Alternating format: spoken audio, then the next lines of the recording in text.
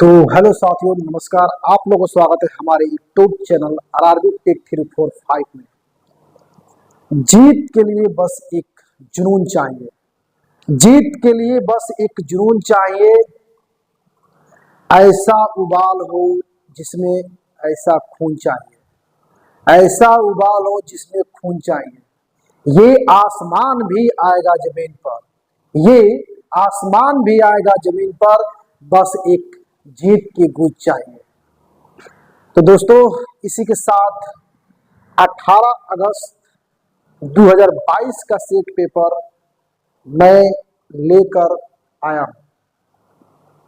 17 अगस्त 2022 का जो पेपर था, क्वेश्चन पेपर, सभी वीडियो में हम समाप्त कर दिए हैं। हमारे चैनल पर जाकर आप देख लीजिए। और ये 18 अगस्त 2022 का फर्स्ट शिफ्ट का क्वेश्चन पेपर है। तो इसी के साथ पहला क्वेश्चन क्या कह रहा है? कह रहा है कि एसी जनरेटर किसके सिद्धांत पर किसके किसके सिद्धांत पर कार्य करता है? कह रहा है कि एसी जनरेटर किसके सिद्धांत पर कार्य करता है? वो काम करता है इलेक्ट्रोमैग्नेटिक फील्ड, इलेक्ट्रोमैग्नेटिक इंडक्शन। किस पर कार्य करता है? इलेक्ट्रोमैग्नेटिक इंडक्शन पर काम करता है। वो होता है विद्युत चुंबकीय प्रेरण। क्या होता है? विद्युत चुंबकीय प्रेरण होता है। विद्युत चुंबकीय प्रेरण की खोज, यानी विद्युत चुंबकीय प्रेरण की खोज माइकल फैराडे ने कौन किया था? माइकल फैराडे ने। इस पर ध्यान दीजिएगा। कौन खोज किया था? Michael Faraday. माइकल फैराडे ने खोज किया था। ये माइकल फैराडे ने विद्युत चुंबकीय प्रेरण की खोज किसने किया था? माइकल फैराडे ने। तो एसी जनरेटर किसके सिद्धांत पर कार्य करता है? वो कार्य करता है विद्युत चुंबकीय प्रेरण। कभी कभी इंग्लिश भी दे देता है, कुछ दे देता है कि इलेक्ट्रोमैग्नेटिक इंडक्शन। तो आप उस पर आराम से टिक लगा दीजिएगा। ठीक है।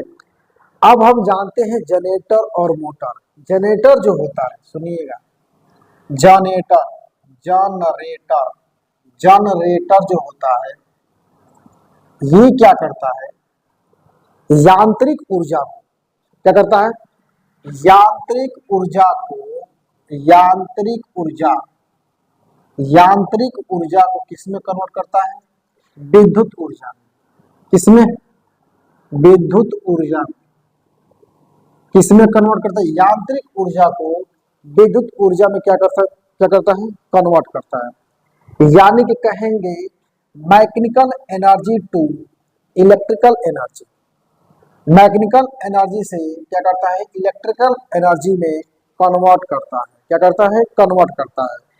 तो जैसे गांव में आप देखे हैं, गांव में, तो गांव में क्या होता है कि जैसे ही जनरेटर आता है, तो जैसे ही हम चालू करते हैं, ऐसे चालू जैसे करते हैं, तो क्या आता है?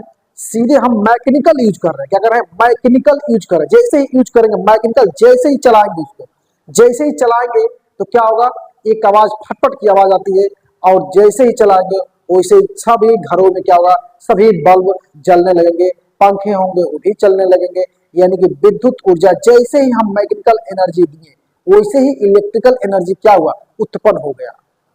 तो गांव में अक्सर देखते होंगे लोग जनरेटर चलाते हैं।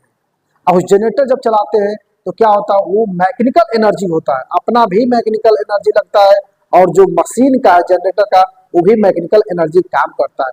जैसे मैकेनिकल एनर्जी वर्क करता है, जैसे ही वर्क करता है तो क्या होता है? उस जो ट्रांसफर होता है इलेक्ट्रिकल एनर्जी में तुरंत कन्वर्ट कर देता है। और सभी बल्ब होते हैं, पंखे होते हैं, जो भी चीज उसमें उपकरण लगे होते हैं, वो क्या होते हैं? अपना काम कार्य करना शुरू कर देते हैं। तो इस प्रकार से ये क्या होता है? एसी जनरेटर जो होता है यांत्रिक ऊर्जा को विद्युत ऊर्जा में कन्वर्ट करता है। हम मोटर के बारे में जानेंगे। देखिए, जैसे मोटर है आपका, क्या है? मोटर। ये मोटर रहा। क्या रहा? मोटर। अब मोटर का क्या काम है? तो आप पहले मोटर के बारे में जानिए।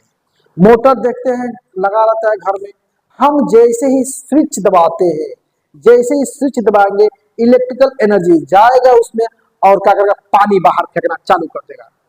और जैसे ही वाटर यानी कि जल फेंकना बाहर चालू कर देगा तो वो है मैकेनिकल एनर्जी, यानी कि प्रेस कर रहा है, नीचे से पानी को उठा रहा है और फेंक रहा है।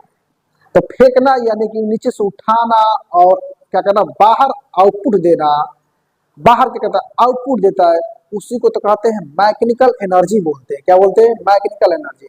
यानी कि जैसे ही हम स्विच, मोटर का जैसे स्विच स्विच ऑन करते हैं, जैसे ही ऑन किए वो क्या करेगा, तुरंत क्या करेगा, तुरंत नीचे से इतना प्रेस करेगा और पानी को क्या करेगा, एकाएक उठाएगा और बाहर आउटपुट करेगा।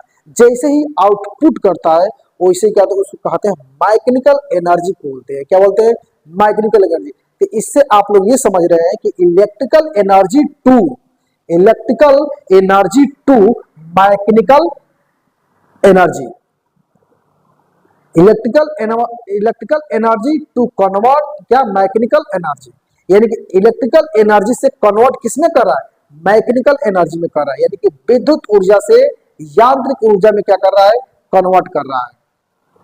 तो मोटर का क्या काम है, कई बार क्वेश्चन पूछा है, मोटर मोटर जो होता है किस मैकेनिकल एनर्जी से, सॉरी विद्युत सॉरी विद्युत ऊर्जा से किसमें, यांत्रिक ऊर्जा में क्या करता है, कन्वर्ट करता है। यानी कि विद्युत, ये विद्युत ऊर्जा से किससे, विद्युत ऊर्जा, विद्युत ऊर्जा, विद्युत ऊर्जा से किसमें, यांत्रिक ऊर्जा, किसमें, यांत्रिक ऊर्जा, यांत्रिक ऊर्जा में क्या करता है, कन्वर्ट कर देता है। तो आप लोग गांव में भी देखे होंगे, गांव में देखे होंगे, जैसे आपके घर में मोटर लगा है कि नहीं लगा है, कमेंट कीजिएगा कि घर में सर मोटर लगा है, हाँ ऑन करते हैं तो क्या होता है, तुरंत प्रेस नीचे से बनाता है और जैसे ही प्रेस बनाता है तो पानी क्या होता है कि जल क्या होता है, आउटपुट देता है। तो वही तो हमारा क्या है, मैकेनिकल एनर्जी है। और जो हम स्विच दे रहे हैं, करंट उसको दे रहे हैं, करंट यानी कि धारा प्रवाह किया जा रहा है उस सर्किट से, उस बोर्ड से एक करंट क्या प्रवाहित हो रहा है। जैसे प्रवाहित होता है तो क्या होता है, वो विद्युत है। अब विद्युत किसमें दे रहा है, यांत्रिक ऊर्जा में कन्वर्ट हो जा रहा है, उसी को हम कहते हैं मोटर। क्या कहते हैं, मोटर कहते हैं। अब जनरेटर के बारे में जाने गए, जनरेटर क्या है, हाथ से चालू करके फटाफट फटाफट चालू करेंगे, चालू करके हम क्या करेंगे, तुरंत हम मैकेनिकल एनर्जी, मेरा भी शरीर मैकेनिकल एनर्जी में काम कर रहा है और वो भी जो है मैकेनिकल एनर्जी एक वर्क कर रहा है, और वर्क क्या कर रहा है, विद्युत ऊर्जा में क्या कर रहा है, कन्वर्ट तुरंत कर दे रहा है, आपको एकदम हवा, एकदम सुहाना हवा मिलता है। तो इस प्रकार से क्या होता है, हमको जनरेटर और मोटर से क्या है, कार्य करने की कार्य करता है। और ध्यान दीजिए अगला क्वेश्चन, अगला क्वेश्चन क्या है, डोबेराइनर ने त्रिक का नियम दिया। डोबेराइनर ने क्या कह रहा था, डोबेराइनर ने त्रिक का नियम दिया, उसमें पूछा था डोबेराइनर के बारे में। तो डोबेराइनर का त्रिक का नियम क्या कहता है, तत्वों को बढ़ते बढ़ते परमाणु द्रव्यमान के अनुसार तीन तत्वों के समूह में व्यवस्थित किया। क्या किया, तत्वों को बढ़ते परमाणु द्रव्यमान के अनुसार तीन तत्वों के समूह में क्या किया, व्यवस्थित किया। क्या किया, व्यवस्थित किया। देखिए बढ़ते क्रम में व्यवस्थित किया। अब थोड़ा सा इनके अनुसार हम देख ले क्या होता है। इनके अनुसार लिथियम, सोडियम और पोटेशियम, तो इनके अनुसार एक क्या बोले थे, ये पहला तत्व और दूसरे तत्व, पहले तत्व का परमाणु द्रव्यमान और दूसरे तत्व के परमाणु द्रव्यमान की औसत के, इसके परमाणु द्रव्यमान क्या होगा, बराबर होगा। क्या होगा, ये बोले थे। जैसे देखिए कि इसका होता है, ये पहला तत्व है, दूसरा तत्व है, तीसरा तत्व है। तो के का, एल का क्या होता है, एल का हमारा परमाणु द्रव्यमान होता है 7 होता है, इसका 23 होता है, और इसका क्या होता है 19, इसका परमाणु क्रमांक 19 होता है। क्या होता है, इसका परमाणु क्रमांक 19 होगा, 19 दूनी 38 यानी 39 होता है। इसका होगा 11 दूनी 22 यानी कि परमाणु क्रमांक 11 दूनी 22 23, इसका परमाणु द्रव्यमान होता है। ये इसका परमाणु क्रमांक क्या होता है, 3 होता है, 3 दूनी 6 7 होता है। ठीक है ना, तो इस प्रकार से इसका परमाणु द्रव्यमान है। हम दोनों को जोड़ेंगे और 2 से भाग देंगे, 39 प्लस 7 जोड़ेंगे बटा 2 से भाग देंगे तो हमारा 46 बटा 2 आएगा, यानी कि 23 आएगा।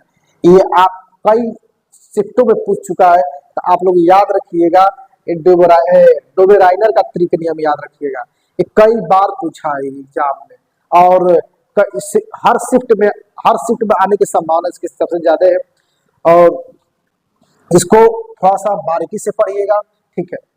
अब कह रहा है कि अगला क्वेश्चन, निम्न में से कौन सी पारिस्थितिकी तत्व का जैविक घटक नहीं है। हम थोड़ा सा जैविक घटक के बारे में पढ़ ले। जैविक घटक होता क्या है, देखिए जैविक घटक जो जीव जीवित होते हैं, जो जीव जीवित होते हैं, इसी में ऑप्शन में देखिएगा। अच्छा, तो ये फूल क्या है, एक जीव नहीं है, एक जीव है, तो कभी बताइए क्या जैविक घटक नहीं है, जैविक घटक नहीं है, जैविक घटक नहीं है, तो जैविक घटक नहीं है, तो बताइए फूल क्या है, जैविक घटक है कि नहीं है, ये जैविक घटक है, क्योंकि ये जीव है, क्या है, ये जीव है, ये क्या है, एक जीव है, क्या है, एक जीव है। और इसमें हम बात करें कीड़ा, तो कीड़ा बताइए क्या एक जीव नहीं है, जीव है, तो कीड़ा क्या है, एक जैविक घटक है। तो अब कह रहा है कि मेढक, क्या बताइए मेढक क्या बताइए, मेढक जीव नहीं है, जीव है, लेकिन अगर हम बात करें मिट्टी का, तो बताइए मिट्टी क्या एक जीव है, जीव नहीं है, एक निर्जीव है, क्या है, एक निर्जीव है। तो इसमें यही कहा था, निम्न में से कौन सा पारिस्थितिकी तंत्र का जैविक घटक नहीं है, वो है हमारा मिट्टी है, क्या है, मिट्टी है। तो मिट्टी ऑप्शन सही होगा। तो इसमें हम यही एक ब्रैकेट में हम आप लोग को दिखा रहे हैं, ये हम बनाए हैं, कई तो हम दिए इसमें। अब कर जो जीवित होते हैं, जो जीव जीवित होते हैं वो क्या कहलाते हैं, जैविक घटक कहलाते हैं। जो जीव जीवित होते हैं वो क्या कहलाते हैं, जैविक घटक कहलाते हैं। जैसे मान लीजिए कि पौधा हुआ, जानवर हुआ, बैक्टीरिया हुआ, तथा कवक हुआ, प्रतिष्ठा हुआ, इस क्या है, ये सब क्या है, ये नाम ये सब क्या है, ये जैविक घटक है, क्या है, जैविक घटक है। तो इस ब्रैकेट पर थोड़ा ध्यान दीजिएगा और इस चीज को थोड़ा सा क्या कीजिएगा, आप लोग याद कीजिएगा, ठीक है। कई बार क्वेश्चन उसी से दोहराता है। एक क्या है, ध्यान दीजिएगा, अजैविक घटक। यहाँ पे देखिएगा, हम यहाँ पे बनाए एक ब्रैकेट में दिए हैं जो निर्जीव, थोड़ा गोला घेरे, गोला दिए हैं, जो निर्जीव होते हैं, जो जीव क्या होते हैं, निर्जीव होते हैं, वो क्या कहलाते हैं, वो अजैविक घटक कहलाते हैं, क्या कहलाते हैं, अजैविक घटक, क्या कहलाते हैं, अजैविक घटक कहलाते हैं। तो इसमें देखिए जलवायु, सूर्य का प्रकाश, जो सूर्य का प्रकाश आता है वो क्या है, अजैविक घटक है। और तापमान, जल, मिट्टी, हवा, ये सब क्या है, अजैविक घटक है। तो आप याद रखिएगा, इस ब्रैकेट को याद रखिएगा, ये जो ब्रैकेट है ये याद रखिएगा, और इस ब्रैकेट के याद रखिएगा, तो आप लोगों को बहुत हेल्पफुल मिलेगा आप लोगों को।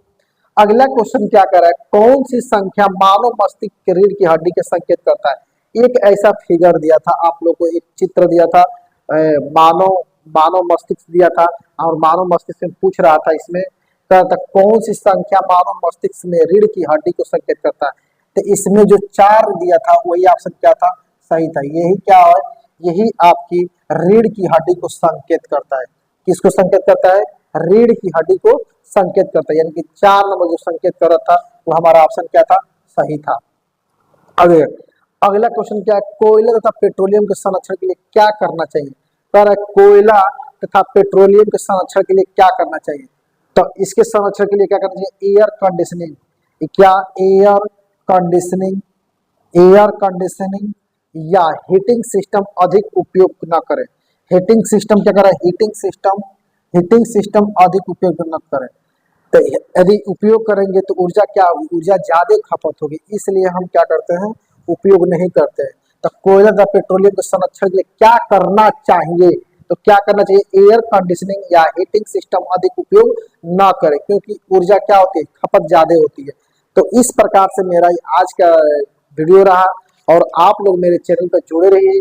आप लोग जब जुड़े रहेंगे तो हमें भी क्या होगा, एक वीडियो बनाने का अच्छा लगेगा। तो इसी के साथ हम अगला नेक्स्ट वीडियो बहुत जल्द ही लेकर आएंगे। 18 अगस्त 2022 का फर्स्ट शिफ्ट का पेपर चल रहा है, इसका नेक्स्ट वीडियो आपको बहुत जल्दी मिलने वाला है। हमारे चैनल पर आप लोग जुड़े रहिए। इसी के साथ दोस्तों नमस्कार, आप लोग का हमारा वीडियो देखने के लिए बहुत बहुत धन्यवाद। ठीक है दोस्तों, इसी के लिए बाय।